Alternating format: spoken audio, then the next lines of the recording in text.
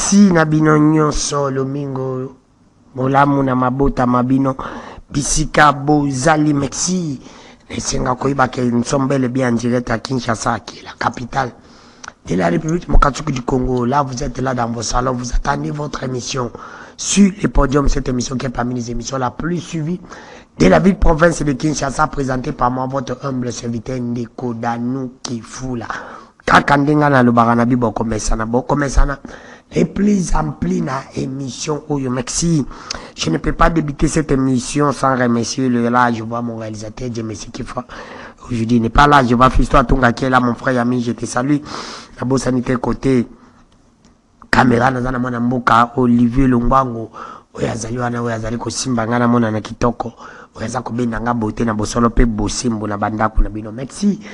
Na bosani pété aussi mon directeur Romain Makonda, mon vieux, na Bossanioté, sans oublier la programme qu'on a comme on a des koja, mesdames, il n'est plus avec nous, na PC Mbote, na production, Doudou Montiri, na information, Serge Kabongo, Michel Koya, na marketing, et notre cordon honorable Raphaël Kibuka, na PC Mbote, na Colochen, Oyo, sénateur Jean-Pierre Mbemba, place Yazali Kolanda, Bissou, na Libota, na Mubimba, moi, les sels, Oya Tikaka.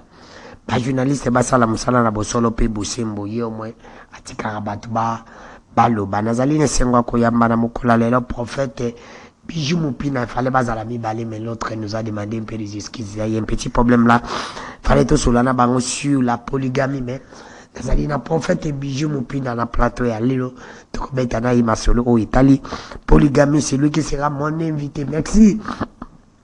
La bande de co, vous allez Kolanda Bisso. Là, aujourd'hui, un peu ça sera spécial. Je vais dédier cette émission à mon fils. Danilo, joueur équipe nationale. Danilo qui fête son anniversaire aujourd'hui. C'est mon fils. Je te souhaite bon anniversaire à toi. Danilo qui fout l'ensemble à battre l'ayo, à pambolayo, à comme ça. Vraiment, joueur où il y a qu'on représenté Congo. Mayo ya Congo. Nalibanda, puis Nambo Canabiso. Merci à toi, Nzambe. À Pambolayo, à toi, mon fils Danilo, joueur équipe nationale. Bon anniversaire, Nzambe. À Batelayo, puis à Pambolayo, je te dédie cette émission. Mon fils Danilo, joueur équipe nationale. Je ne peux pas aussi oublier Bato Balandara Biso de partout, et là, Bozali. Vraiment partout, dans Mikila Poto. Dans la Bossanité, mon vieux, Honoré Lulendo, la Suède, la Pissio Mbote. Place aux Akolanda Biso, sans oublier mon vieux Trésor Manzo. Les boss silencieux de Kitambo, il est boss, mais il est silencieux, ne parle pas Trésor Manzo. La Pissio Mbote, la Bossanité, mon vieux Banga Business Libobe. La Pissio Mbote, sans oublier ce qui président Simoni Kamba, Mikolo Baobengaï. Petit béton, la Pissio Mbote. Président Petit béton, Simoni Kamba. La Pissio Mbote, la Bossanité, moi, maman jolie beauté, maman jolie beauté, moi, c'est la sénateur Ngiringo, la PCP. Mbote Belé, na bosani pété mon oncle, et maintenant à Madagascar. Et puis à partager une émission, bah, Kolanda Biso, vraiment des partout, na PC Mbote Belé, mon oncle, privé et personnel, na bosani aussi. Océan Diallo, mon vieux, na PC Mbote Belé, bino bosala la émission, où il est à la mapé, pour partager Kango, hein. Merci, na bosani aussi, mon vieux, on veut honorer le lendo. Kalamingi de ton commande, on a honoré le lendo, na Suède, na moi, sinon. Maman, Mireille Mbo, merci na bino nyoso bozali de partout, pour partager la émission, puis, au partager, au aimer, au laguer. C'est comme ça, il faut tout ça là. Prophète Bijou Mupina, Mbote Boni. Merci, frère Danou, nous aimons bien. Merci, Mbote Nao. Merci, prophète Bijou Mupina, va t'en compte à la sujet, na biso, tout rebelle, sur la polygamie, na linga, tu as moi un mot. Par rapport à ces rites, ou à Tikaki Bisso, c'est Ariette, ou à Tikaki Bisso, je crois que vous allez qui na moi, matanga wana, puis c'est l'investigation na Bisso, vous allez qui vraiment approche na y, un mot par rapport à Yaliwa na yipi, en tant que Moussala Nzambi, en tant que musicien, ya Mbela qui Nzambi. C'est Ariette pour Nangai, as un modèle, na série, ça fait plus de 15 ans. Et là où elle a approché, c'était la manière dont elle s'est comportée. Elle était vraiment, elle a commis bomba, elle a qui n'a pas orgueil, elle a chanté, elle a basi banango lelo na Congo. Alors aussi, elle voulait qu'on utilise vraiment ba don naie, connaissance ou azaki na yango, de ba ba qui est pour nambongo vraiment à l'ingaza la musique. Alors c'est Ariette, Moutazanga a bererte, mais sauf que c'était une sœur qui m'aimait, moi aussi je l'aimais. Bananaï Bazali na famille naïe. même aujourd'hui nous avons na banana balobi na ba circonstances nyonso c'est que tokomisa nzambe parce que c'est Dieu qui a permis que la mort et na bomo na sœur Henriette ce qui peut lelo nakoma o nazape lelo cette femme aussi a contribué. Elle a fait tout pour que nakoma branamiste mais ça n'a pas tenu donc je suis chrétien mais elle m'a aimé alingaki nga kaka na ndenge nazaki pasteur mais nazaki branamiste était on faisait des disputes mais nga pe nalingaki ye pe alingaki nga sans pour autant nazala branamiste et puis na mwasi danga na bana biso na ndako tolingaki c'est Henriette donc elle est partie on n'en peut rien hein, puisque la Bible nous a dit on devait glorifier Dieu dans toutes circonstances malgré l'iwana eza pasi mais on pouvait rien faire donc ba condoléances karana plus na bana na ye na ba proche na yo aussi na me réservé autant ba kombo mais sauf que elle avait aussi ses qualités aussi au peut-être ba chantre na biso ya ba nangote et puis elle était aussi modèle hein ya koma e pasteur parce que le ba chante le comme mingi so ya yimba suka akomi ka pasteur ebele na okipela ombonga akomi pasteur on dit aussi église mona kitamona pese mbuti so comme pasteur na marque na ye hein te nazolo bakana ba ya koma e pasteur te akoma e pasteur te pe atoba no soigner ma nzambe mais elle se réservait aussi beaucoup mais plus na yebi alinga ki Branham makasi bozana Branham non il dit Jésus pas Branham aza mutu mais Jésus aza esprit ala tinzoto pour amemela biso salut mais salut o amemeli biso amemi pe na Branham et puis à part ça Branham aussi avait besoin du Saint-Esprit.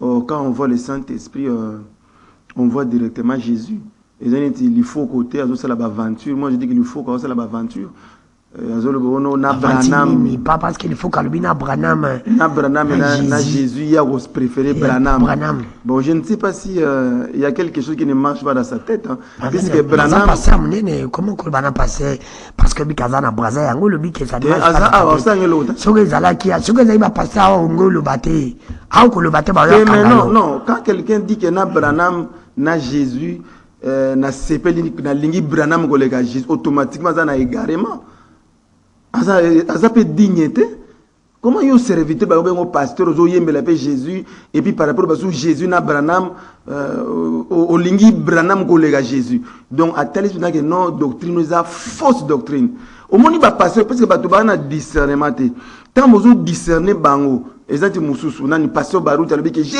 corrigé Branham pour ni Branham abio non mundela bala mutu muindu te eta biloko donc Branham pasteur baruta te non Branham azote se que Branham azali mutanzambe te ayena racisme hein donc azote se que non mutu mundele akoyi ko bala siko doctrine wana les gens sont derrière ces prophètes c'est même Branham oyo même baruti ozo komisa bande ko balobi na komisi yete donc Branham kuta zo baruti zo na monde entier que balobi pe baruti pe n'est pas modèle parce qu'à komisa mwana na ye a komisa ye pasteur pe nalobi bien que pasteur nalobi bien que pasteur baruti azo talisa monde entier que Branham aza musala nzambe te po Branham aza ko tolérer racisme que ba mindele ba bala batu mwindu te.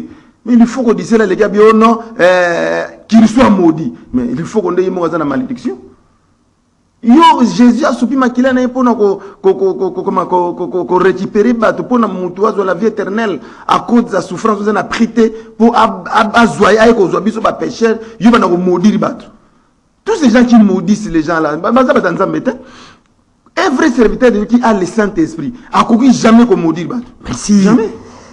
Merci prophète Bijou Mopina. Merci na mona mboka Charlie. Bon permettez, ba ne loko mazol bono Branham c'est le prophète majeur et puis personne ne peut aussi corriger Branham parce que c'est le prophète majeur. Nyoso ya lobby faut dire amen.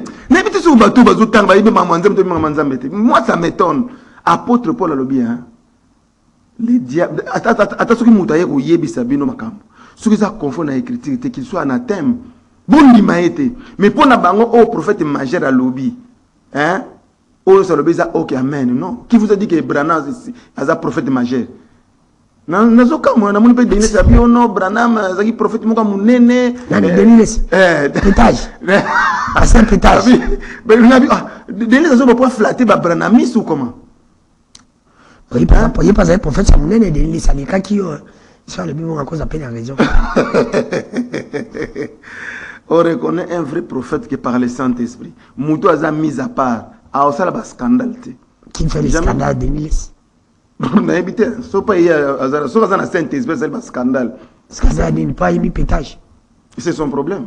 Ils ont pu m'habiter. Ils ont mis sur les salles. Merci. Merci, la prophète bijou. Puis la merci, la vidéo, il ne faut pas m'appeler, envoyez-moi au testo. Je suis en direct dans mon téléphone, en gazali sonner. Merci, na mon amboka. Chalimba, ton entreprise, na yasika, JCBM service. JCBM service, c'est entreprise de construction, il y a une nouvelle technologie. La ville province ya Kinshasa pe na Congo mbimba siko lingiozo ba échafaudage ya solo pas ton anda que ba nouvelle technologie à construction au comment na coûte place pa toboli ba milité kende kaka na JCBM ya mona mboka Chalimbata oyi na Congo kala mingi te boko mona ngona émission oizali koya ndako solo na prophète bijou mopina likambo itali la polygamie. Est-ce que la polygamie elle est biblique ou la polygamie n'est pas biblique? Ce qui polygamie est biblique c'était pourquoi la verset mususu la Bible parce que polygamie alors ceux qui polygamie ils allaient m'abêter pourquoi ma pasteur m'appelle ça biso polygamie. Ceux qui polygamie ils allaient quand l'Ancien Testament Nouveau Testament yime Bible pe en mon pays baki ki yeko longolate ya makambo ya kala mais yeko na boy na sukawana ko baki c'est to ko yibango lelo na prophète bijou mopina on parle de la polygamie. Oui. Qu'est-ce que signifie d'abord la polygamie? Et pourquoi est-ce que vraiment tout d'orbite bino ba pasteur ya réveil beaucoup beau ya mingi polygamie? Bon, polygamie ça mutu za na basi belé 2 3 4 c'est plusieurs femmes, un homme avec plusieurs femmes. Et ça polygamie. Mais quand le que ba pasteur ne ba boya réveil, non, c'est la parole de Dieu. Donc Nzambe yimoko aza contre polygamie. Puisque Nzambe a besoin de fidélité parce que yimoko aza fidèle. Bon yimoko Nzambe aza fidèle. A 5 pe bistu za la fidèle na ye. Donc sous fidèle na ye, tu peux fidèle na maloba na ye. Mais batu babo le moment la fidèle na basi na bango babo on peut fidèle na maloba Nzambe. Et c'est leur problème. Mais l'infidélité est biblique. L'infidélité, donc la polygamie, est condamnable dans la mission Nzambe. Donc, Moutounion, sur la polygamie, et Seigneur à se repentir. Oazo demeurer dans la polygamie, peut-être à Yébagité, et Seigneur à se repentir, à Tika. Moi, si na yé, et là, tu es parmi Bassi à Balité. Moi, si au Balaki Liboso, yé ne moi si na yo. Mais prophète bijou mopina olobi fallait atika moto azali na polygamie mais bande comme ça olobi David par Abraham bazalaki ba polygame pourquoi ezalaki problème te mais lelo bino boyebisa bato que polygamie ezali mabe parce qu'il y a d'autres pasteurs qui défendent la polygamie et va pesa kango pe ba verset biblique. OK, ba pasteur nyos bazo défendre la polygamie bo bazo défendre selon la chair et un manque ya Saint-Esprit.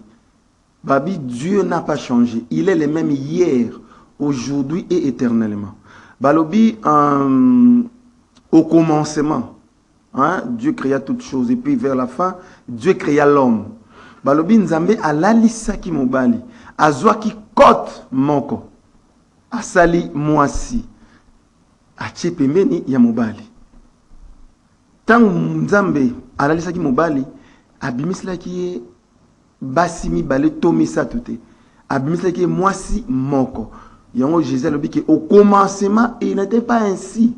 Au commencement était un homme et une femme. C'est ça la volonté de Dieu, c'est ça la volonté parfaite de Dieu. Donc mutunyo soit na Saint-Esprit a olomaka na zoloba eza volonté parfaite ou eza volonté ya Nzambe. Si qu'on a quatre jardin d'Éden ezaki mwasi moko mobali moko, donc sexe opposé.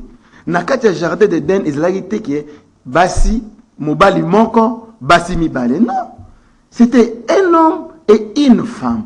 C'était pas un homme, deux femmes, un homme, 3 femmes. Non.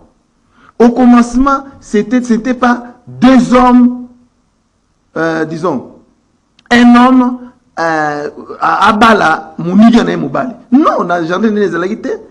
Non. Moi si, Babalana. Non.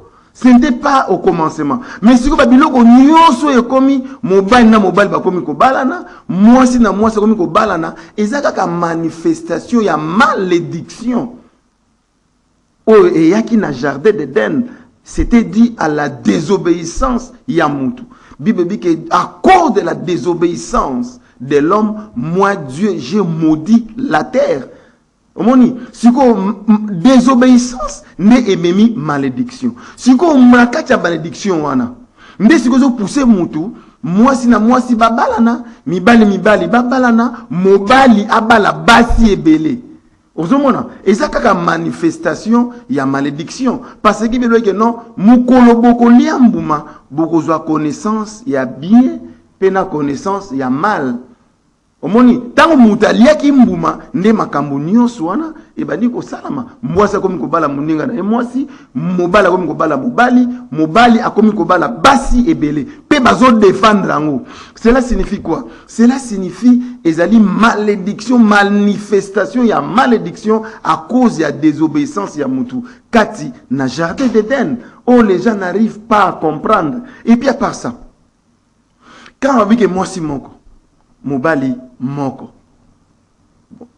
bango baboyi na bango eza manque ya Saint-Esprit, eza désobéissance na vraie parole ya Nzambe au commencement, parce que au commencement était un homme et une femme, mais tant que mutu aliembuma désobéir manifestation ya malédiction et bandi ko se manifester na vie na ye mutu comme ça na ba bêtise oh lelo tout ça ko sala yango Bible dit que non, celui qui fait le bien qu'il continue à les faire. Celui qui fait le mal, qu'il continue aussi à les faire. Parce que mutu est libre. Parce que manifestation ya malédiction, wana nde sali ke mutu abala muninga na ye mwasi na mwasi, mobali na mobali abala basi ebele.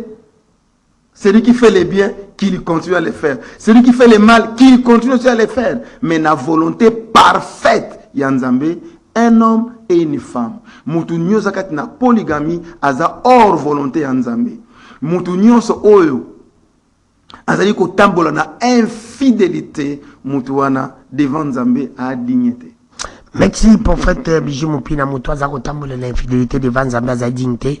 Soki naza koloba même langage na fisto atunga abala sengai question moko maman moko atunaki pasteur et le pasteur a répondu parce que nanga pena zana pasteur alingaka pesa ba avantage alingaka pesa ba verset biblique où ils allaient soutenir que la polygamie c'est biblique et motakoyi kozala ne pe polygame sauf que aïba ndenge nini ya kosalela ngo malheureusement lui n'est pas venu sur Nzamba bosse ça va permettre biso to kozala na dimanche prochain nous allons continuer avec le même sujet mais ceux qui nazali ne koleba la même langage que na fiston atie la biso image ya pasteur oyo il prêchait sur la polygamie et la question a été posée au pasteur et le pasteur avait très bien répondu.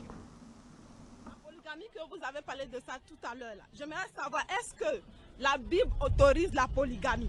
La Bible est d'accord avec la polygamie là. C'est Dieu lui-même qui a légalisé ça.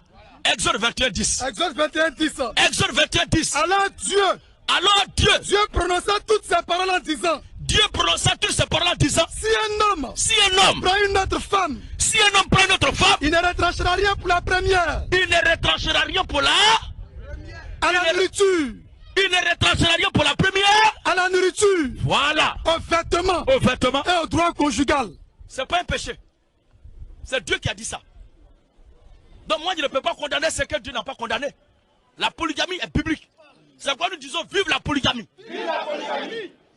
La polygamie que vous avez parlé de ça tout à l'heure là, j'aimerais savoir est-ce que la Bible autorise la polygamie? La Bible est d'accord avec la polygamie là. C'est Dieu lui-même qui a légalisé ça. Exode 21, 10. Exode 21, 10. Exode 21, 10. Alors Dieu prononça toutes ces paroles en disant. Dieu prononça toutes ces paroles en disant. Si un homme prend une autre femme. Si un homme prend une autre femme. Il ne retranchera rien pour la première. Il ne retranchera rien pour la. À la nourriture.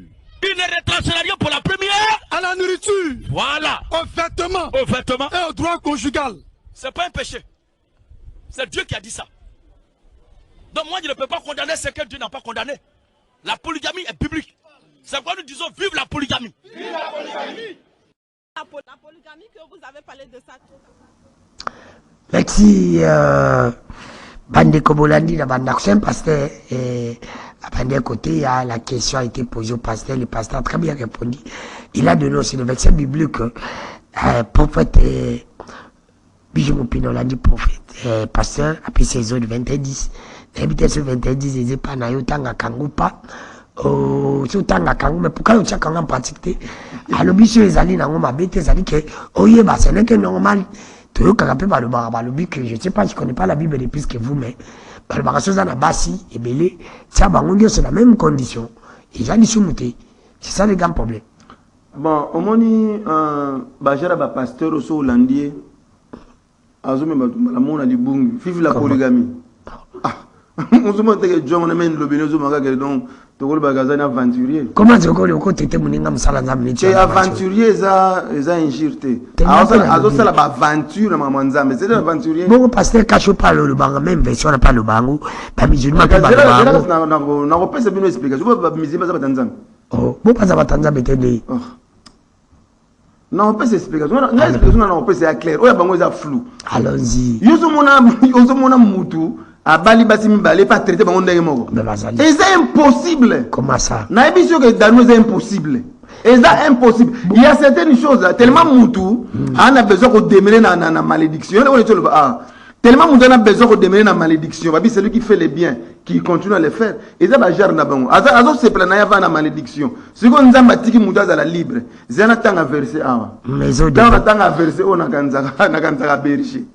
Benjana, Benjabram. Benjabram. Moussangi l'homme la pisse. Bible Biboé, Malachie, na chapitre 2, verset 4. Au Pesaka dans l'Ancien Testament. Hein? Bible Biboé. Malachie, chapitre 2, les versets, bon, on attend la 13e verset. Mais on a parti à 14e, disons, à partir à 15e, na 16e verset. Nul n'a fait cela avec un reste de bon sens. Vous comprenez? Et puis, un seul l'a fait. Et pourquoi? Parce qu'il cherchait la postérité que Dieu lui avait promise. Prenez donc garde à votre esprit et qu'aucun ne soit infidèle à la femme de sa jeunesse. Ici, c'est la Bible Nézoloba. Car, le verset 16, j'ai la répudiation, dit l'Éternel, le Dieu d'Israël, et celui qui couvre de violence son vêtement, dit l'Éternel des armées. Prenez donc garde à votre esprit et ne soyez pas infidèles. Ici, c'est Dieu qui parle. Alors, il y a une infidélité. Abraham a salaka yango. Mais nous avons condamné Abraham na infidélité na yé parce que a salaki yango a la promesse et s'accomplir. A qui servante ya moi si na yé. Moi si na yé n'a pas que servante na yé pour babota parce que moi si na yé qu'on dit masute ka kubota. Abraham andimaki babotaki. Siko nzambe aza kobisa Abraham a sepelité na ndenge ya boti na servante wana. Donc infidélité wana ya Abraham nzamba sepeli nango te. Bosoki bango ba pasteur wana ba sepeli ba vana na infidélité, ba demere na infidélité, ba tenir dans na biso, ba fana na adultère, c'est le problème. Il y en a vu que depuis jardin d'Éden c'était un homme et une femme. Si vous avez ajouter, parce que Moussa ça prend des connaissances, il y a bien, na connaissance, il y a mal. Si on a connaissance, Moussa sepeli a déméré à 2, 3, 4, à Zouanaye, mais ça facilite Moutou, à linga basimi balé, à traiter bango nenge moko tinambeto. C'est faux. Nzamba yebi yango ko simba te. Simba te ndenge. Ko simba te. Est-ce que Bobo non pas le prophète? Injustice ezalaka. Merci. Est-ce que Bolobi la rabato que la polygamie n'est pas biblique parce que Bobo ya rabobi que mutazali mutu akokoka ko résoudre ba problème te atia ba union sur la même condition pe Bobo ya kango po ezali lisumu. C'est ça le grand problème. Bon, nalobi bien que Nzambe yemo ko awa. Il est contre l'infidélité. Cela signifie que c'est un péché. Et ce qui moutabali bango officiellement bali na ye, basi na ye, afin de garder bango ndako mo. Donc ce que bali bango c'est infidélité. Et ça c'est infidélité. Mais parce qu'il y a participé Exode 21. Ozolo bandenge. Alobi a participé Exode 21 10. Exode 21 tina 10 10e verset.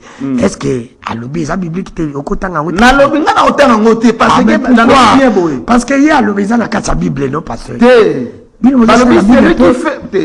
qui fait le bien, qu'il continue à le faire. Celui qui fait le mal, qu'il continue à le faire. Oh, on est mal. Mais c'est mal. Mais comment continue à catcher? Parce que libre parce que Moutassa prend des connaissances, il y a bien, normal. Parce que Moutassa désobéit. C'est qu'il y a qui mouma. Si vous y a CP là qui est, mais il y a mon Jésus à l'objet que, à l'objet bien, au commencement, Ezra qui bongoté. Moi si moko, mon bali moko. Au moment au commencement. Au commencement, ça qui était que non, basi, mibali. Et ça qui bongoté. Au moment, mais si vous avez un moutou, assez à prendre des connaissances, il y a malamu, connaissance, il y a bien, na le mal, moutou, assez peli na yé, qu'on soit basi et belé. Assez peli na yé, qu'on bala basi, babalana, mibali, babalana. Celui qui fait le mal, c'est lui qui fait le mal, qui continue à le faire, c'est lui qui fait le bien. Aux volonté parfaite Yanzambi. Moi si moko mobali moko, ça malamu à continuer. Parce que il y a ces faits qu'on fait ça la fidélité. Parce que notre Dieu est fidèle. Au monde peut accepter les biso tous là fidèle envers yé, tout à fait fidèle na basi na biso. Pe na mibali na biso. Mais si que mutu accepter na yé comme infidèle, après si ba verser na yé, oh David. Est-ce que exemple malamu David makamasa qui on dit exemple malamu exemple à suivre Salomon oui c'est dans la Bible est-ce que c'est exemple à suivre pourquoi pas te suivre exemple na bango pour bango basala ki yango batela malamu mais exemple c'est dans la Bible balana exemple ya malamu oyo ko memela yo ba fruit ya malamu mais exemple on a mabe boso ke ka kozongo poani on reçoit exemple mabete neti Salomon. Vers la fin, vanité de vanité, tout est vanité. Donc cela signifie avoir plusieurs femmes, à Zali en haut, vanité de vanité à Salomon, c'est à cause des femmes ou c'est à cause de l'argent, de la richesse à Moukili. C'est ça les grands problèmes. À cause de tout ce qu'elle avait, il avait des femmes aussi. Merci, bonsoir, des condamnés qu'il faut là. Que ça pasteur Bijou mon pays n'ambote. Mais pasteur Bijou atika ko défendre pour bango ba passer guide de réveil ba te ya kabibe na ndambo ba yebi. Mais basango pe baba la kate ils a pe problème te. C'est comme si moto pe azali na polygamie azali ko traiter basi ndenge moko ndenge bibelobi azali pe lisumuté. Bon, basango balingi basani apôtre Paul. Apôtre Paul a bien servi Nzambe mais a robala na été. Mais basango bo fa ne pe kimia. Ce bo bala te bo kene pe ne kobo te pour ce qui obalité, c'est pas dire qu'il faut soit basi. Ce qu'on suis basi et kobo. Mais c'est ça ce que nous sommes en train de dire. Yango bande ko balobi ça neti bande ko msusu. Asaleli polygamie mais asaleli ngo na conformer à ko respecter oh le Bible lobby. Et puis après ça, c'est déjà l'infidélité. C'est ça les grands problèmes. Vous, Malachie chapitre 3, verset 14, les autres va bien que. On peut pas canaliser les autres de 21. On a dit celui qui fait le bien, qui continue. Pour volonté parfaite. Jésus lobby au commencement était un homme et une femme. Volonté parfaite Yangwana. Maintenant c'est comme Moutali Mbouma. Ne pas comme le yet. Mobali babalani, basi babalani, mobala comme na basi belé parce que Moutasa lié. Connaissance du bien et du mal. Si vous avez un continue à basi, à continuer les autres, à 500 balles à naïe. Parmi celui qui fait le bien, qui continue à le faire. Celui qui fait le mal, qui continue aussi à le faire. C'est comme ça. Puisqu'il a fait ma communion, la fin de justifier ma communion. Mais il y a aussi la mine na Salomon. Na souka va que na vanité de vanité, tout est vanité. Si vous avez un basi wana, na jardin d'Eden, balongola ikote moko, babimisi mwasi moko. Ba misaki basi mi baleti ba misaki basi mi satute ba misaki kaka mwasi moko volonté parfaite ya nzambe yango wana mobali moko mwasi moko. Siko volonté parfaite ya nzambe nga mobali moko mwasi moko. Mais volonté parfaite ya nzambe peut le but que allez-y sur la terre, remplissez la terre. Mais pas comme tu peux pas la gâter, c'est pas ça la volonté parfaite ya nzambe. Te ko rempli terre hein. Na péché so ngo rempli terre na péché. So lingi o rempli terre na péché yo kaka. Eza na bato pe bazo pe robota ba balité bazo bota bazo pe ko rempli terre. Moni mais ko rempli terre na péché te. Rempli terre bala mwasi répondre à ba besoin famille bango lobio balier au bandi ko rempli terre. Alors peut-être que je me pose une question me venir en tête vous en tant que musala nzambi.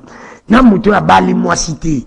Ako bota na ye na muto ya bali basi na ye belé na ba norme ako tambola na bango na sa émission ben na sa mabi bango nyonso baza hors volonté nzambe o wana zo pratiquer l'infidélité na basi wana pe na nzambe pe mususu wana aza ko mettre en pratique parole nzambe bi impudicité adultère impudicité o wana mususu impudicité c'est un péché.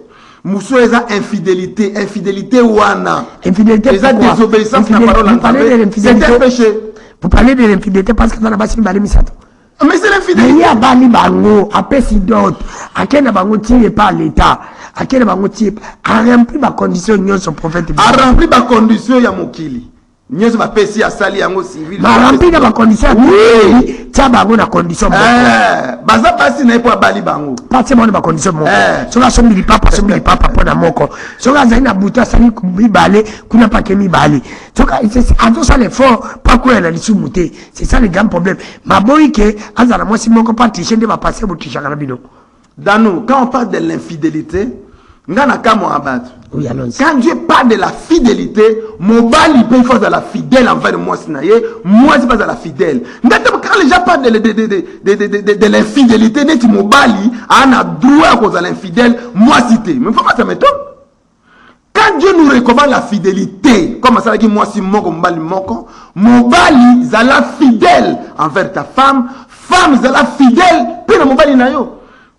Mais si on a comme mobali yo zala na infidèle. Zala infidèle na moi si na yo. Mais moi si na yo ne azadel on la fidèle envers yo. Mais parce que alandi bible parce que ba mona Abraham, ba mona ki David, parce que là comme on a moi si mon côté azadel mbali mbali misato na. C'est ça le grand problème. Dans nous, moi sur exemple na pesi on a jardin d'Éden, mutu alaki mbuma ya connaissance, il y a bien na le mal. Omoni ndesigo ememi batu ko tshaka polygamie te hein. Moi si mobali na mbali bazo balana.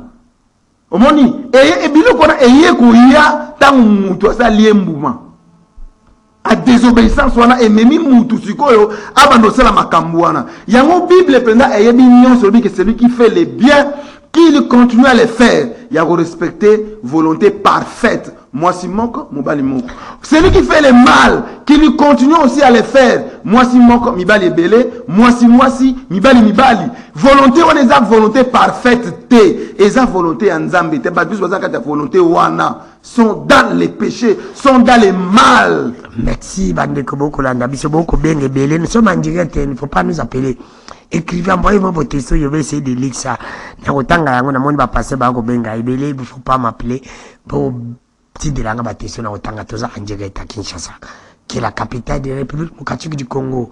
Décodano qui faut la recherche pour vous prophète Bijou Mopina. Nous parlons sur la polygamie. Prophète Bijou Mopina. Bandeko babino c'est que il faut te le babo solo. C'est comme si ma passé à Congo bokanga ka Bible c'est le avec ce bon mérité. C'est là qui plus le examen maintenant avec ça masanga. Balbite que comme les ali li sumu. Babi même peine du vin dans les corps au Bible et le Bible. Babi mais là mais kolango ate bino boye ba interdit nyonso. Ndala ngoza la clair na ngai. Olo bo pekisa ka batu polygamie, c'est parce que bobi ke mutakoka ko maintenir te ko tambola na kolinga basi nyonso. Parce que elles ont expliqué dans un beta c'était quand la place wana que mutaza mutako kate ya on ne pona ko za déjà pris là mais si il faut pas le faire. Bon cela signifie quoi? Ceux qui va payer parce que le monde va se belé c'est là normal. Ils sont dans les péchés. Ils sont dans les péchés. Ils vivent dans les mal, dans les péchés, sous la malédiction. Mais Mouto Yambi Jésus comme Seigneur et Sauveur. À cause de la montée. Pourquoi? Parce que Jésus a vaincu les exigences de la chair. Baposa wana ya ekobo wana. Jésus a longa yango. Alors si toi tu vis, ce n'est plus toi qui vis. Mais c'est celui qui a vaincu les exigences de la chair. Aolongisa yo. Parce que ozana mwasi moko. Ata mwasi omona libanda legi mwasi na yo. Celui qui a vaincu les exigences a permettre que nous trouvions libanda na basi mususu. Non. Et puis à part ça, celui qui a vaincu les exigences, oh non, un peu de la colle, il faut qu'on mette la massanga, biloko nyonso. Mais si vous avez mutu oyo, alongisa ba posa wana. Vous savez la montagne? Mais la chair est faible. La chair est faible na mutu oyo azana Jésus kat na été parce que la chair est faible. Et ça est diable. Aïba ya que non après on a tenté Jésus, aïba que non on a tenté qu'il a dans Ève dans jardin d'Éden, ba koya ki Jésus pas koya. Or aïba ki que Jésus azala ki semence oyo outi na esprit, semence outi na Saint-Esprit. Or semence outi na Saint-Esprit, et ça ndenge moko te na mutu outi na poussière. Adam et Ève ba outi na poussière. Babi, l'homme vient de la poussière et il retournera dans la poussière. Mais Jésus ne vient pas de la poussière pour se comporter. Non. Mais si vous se comporter comme esprit, parce que Jésus vient de la semence de son père. Donc il y a un esprit saint. Si vous êtes comme un esprit saint, cela signifie qu'il y a un esprit. Prévenez que tant Jésus a koufaki, corps na ye ezongi poussière te. Mais bien tant que kufa nzoto na biso ezonga na poussière. Yozo nzaka batuboy, ezala Branham.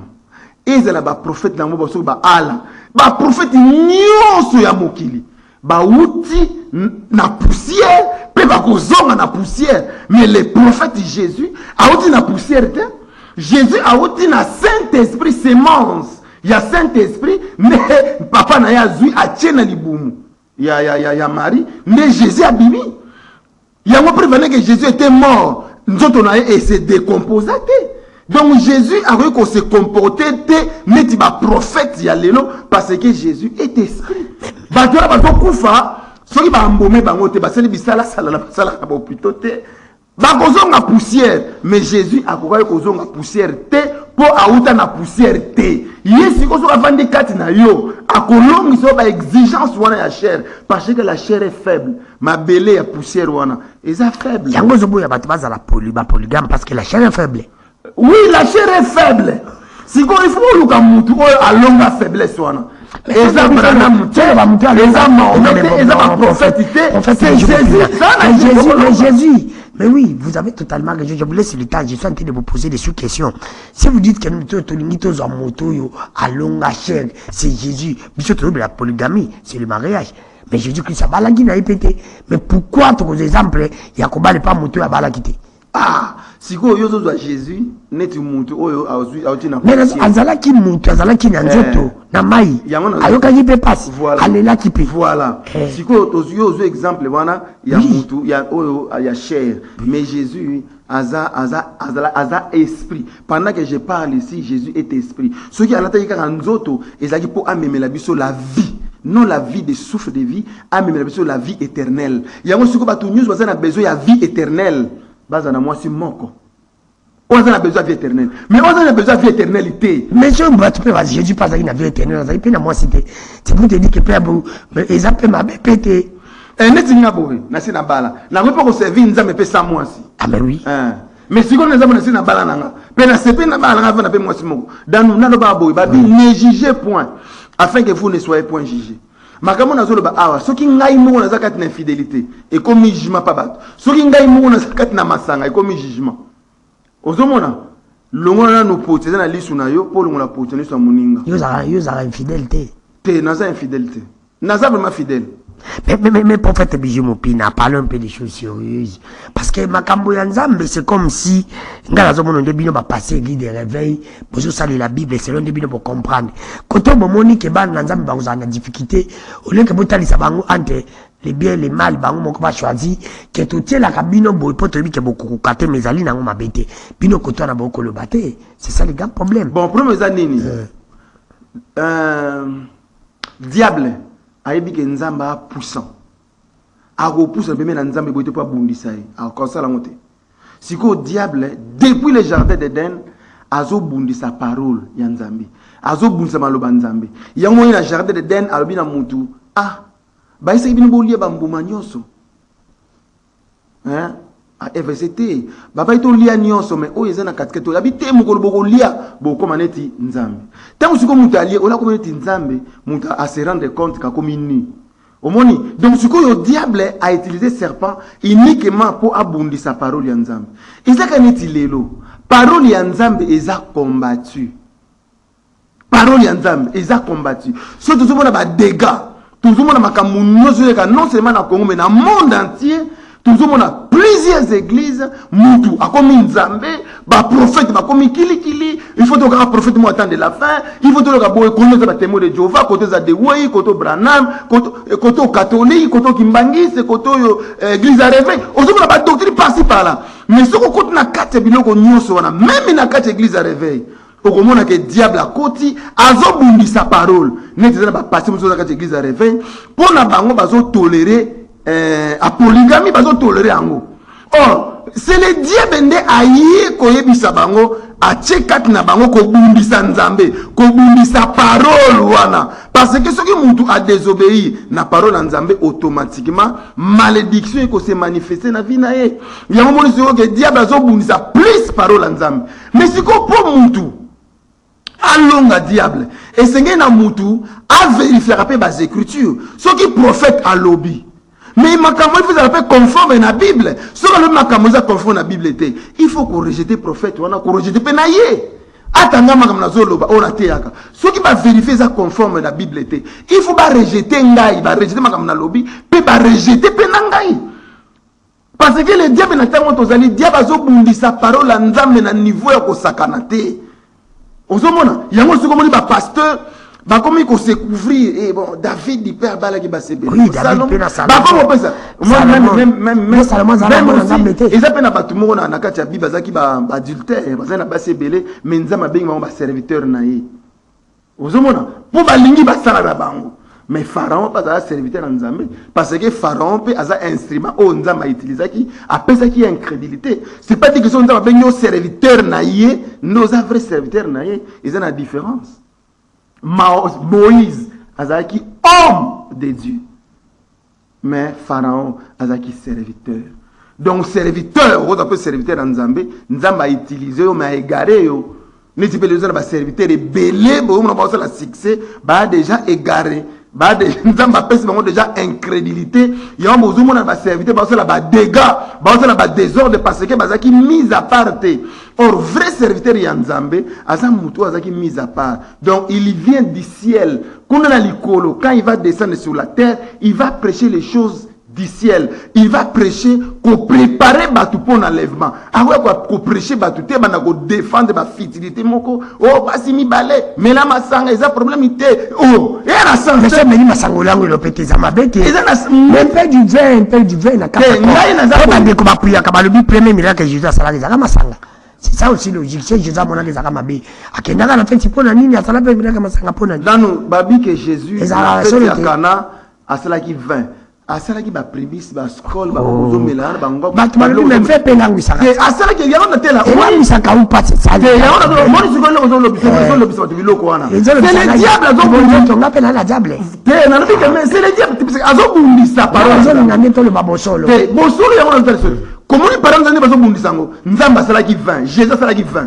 On laisse du coup vint et puis vint à Jésus, babi vint à Jésus et c'est là qui n'a l'alcool. C'est bah non, comment ils ont quitté mais quand ils veulent l'alcool?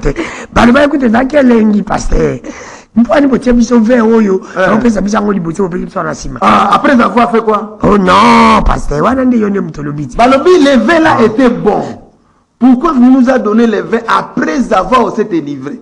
Donc tant que vous aussi de langue na vers ma bé, vous avez besoin faire ma langue boye. Vous pouvez qui vont prendre mais va vers monsieur plastique que langue salati. Ils en ont plastique mais langue.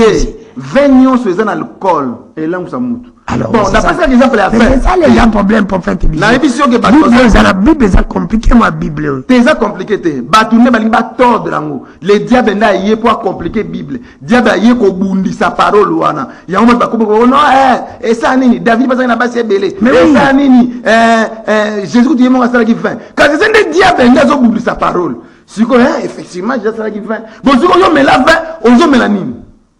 On met la whisky. On met la nini, on met la skol, primise. On met la nini, on met la before, ça va être bien, on met la before. T'as bien, on met la mélawana. Mais c'est quoi, ma question musique, c'est le diable. Car on est ingénieur, parce que vous liez mouvement, beaucoup de gens. Pour la nini, il y a mon côté diable, il y a mon serpent. On a dit parler. Aliambouma, comme on dit Nzam. Il fallait qu'il y ait Aliambouma. C'est les mensonges du diable. C'est de cette manière, même les paroles Nzam sont combattues aujourd'hui. Merci, prophète Sergi Moupine, monsieur Sili. Tout Sili, c'est émission avant, puis ça numéro, on a autour. La question n'a pas des questions directes, réponses directes. Prophète Sergi Moupine, dans la caméra, na izali komona yo, na moto yo, azana ina basi belé a bali bango, apesi ba dote sali nyonso. Na moto yo, azana basi ebele te mazana mwasi kaka moko mabali ete, po azana makokite, bakufina na sali lisumu na sali mabe. Bango nyonso baza kati na désobéissance. Moto moko te na kati na bango asali volonté Nzambe. Ya azalaki na makokite yango abalaki te. Nalobi bien, bango nyonso baza kati na hors volonté Nzambe. Ba désobéir na parole Nzambe. Azala balaki te, afadi kaka azobota bana. Nda oyo abali basi ebele bango nyonso baza na volonté Nzambe te. Prophète Bijou Mopina question ya suka. Na muto yo aza komela masanga, ayebi na yika meli alangu te. Mena muto ayebi ke komela masanga ezali mabe mapesi muninga masanga mela. Asevi na sali lisumu na. Bango mibale basali masumu. Bango mibale ba péché. Bati et monsieur Sili. Muto azapena na bonzambe ya solo azo banga Nzambe auti likolo azo tema Nzambe ya solo. Akosombela batu masanga te. Bati et monsieur Sili, numéro de téléphone. OK. Numéro de téléphone est 00243 90 92 91 227. On a répété encore 00243 90 92 91 227. Nali kamo na loba. Et monsieur Sili. Te na bali kamo ko mo tout senisou. Na ina loba boye. Makila ya peuple congolais etangi trou. Peso continue kotanga. Ezala ba américain, ezala ba français, ezala ba belge, ezala ba pays nyonso o baza tout autour na biso. Makila ba peuple congolais o baza kotangisa. Baye bagiso ki justice ya mokili ezui bangote. Justice ya Nzambe Ekorate bangote. Merci. Ba se repentir hein. Merci une équipe technique Kamama Kikuna na monument na mboka Fisto Atunga Zalaki wana foule mon frère Maxi, je te salue sans oublier les réalisateurs Dieu merci qui fait tu n'es pas là aujourd'hui là mais na boaki quand même. Merci aussi Nandeko Olivier Azalaki na sima caméra Longwango ya Simbaki tous les 3 caméras pour la collection bisous qui toko na bandako. Merci à mon fils Danilo jour équipe nationale qui fête son anniversaire. Je te dédie cette émission d'aujourd'hui Danilo jour équipe nationale. Bon anniversaire à toi. Merci aussi à moi na mboka Shalimbata na entreprise na ya sika JCBM service ya mwana mboka Shalimbata ningo tonga bandako na bakonisa bien kende kuna. Merci à mon vieux trésor Manzo le boss silencieux kitambo na pesi mbote sans oublier banga business libobe na bossa ni pété président Simon Kamba mikolo bakobenga petit béton président petit béton Simon Kamba na pesi mbote na bossa ni te mama joli bote jo moi si ya sénateur Ngerengo na pesi yope mbote belé na bossa ni te mon oncle Emeno pia na Madagascar l'homme qu'il faut à la place qu'il faut congolais azali mayele pe bazoba mbongo na bona politique te na pesi mbote na bossa ni te mon vieux Océan Diallo yope na pesi mbote belé yo zali aussi ya bango bazali bala mike. Merci aussi à mon vieux Honoré Lolendo na mwasi na yo Mama Mireille Mbo na kati ya Suède kala mingi te tokomona na mon vieux na pesi bino bambote ebele na bato nyonso balanda biso na kosukisa kana ilonga na koloba boy. Ezana biloko mibale ndiko na ngai il faut pas qu'on fonctionne na vie. Ba fonctionner amour te ba fonctionner pe amitié te. Si ça ne tient pas tu laisses. So moni ke bolingo ezo koka te tika. C'est peut que moni ke amour wana ezayo te tika parce que tu risques de mourir et utiki biloko mibale. Il faut pas fonctionner l'amour, non pas aussi l'amitié. Mais un vrai témoin, ezali oyo alongisi yote. Mais un vrai témoin, ezali oyo alobi vérité. Est-ce que yo longisi mutu parce qu'on témoigne? Est-ce que olobi vérité? Tout est tukutani. Lobby. Bye. À la prochaine. À toi, mon fils Danilo. Bon anniversaire à toi.